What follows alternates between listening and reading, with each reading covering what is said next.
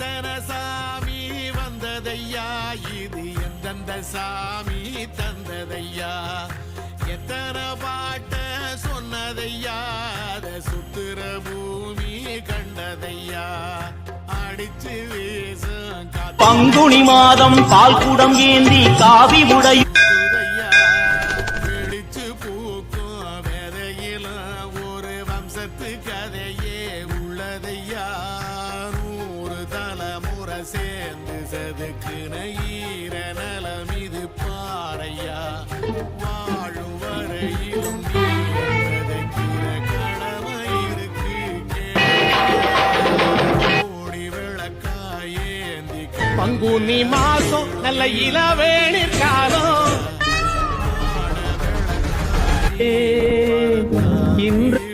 தங்கத்தேரில் முருகன் வரும் அழகே அழகாம்.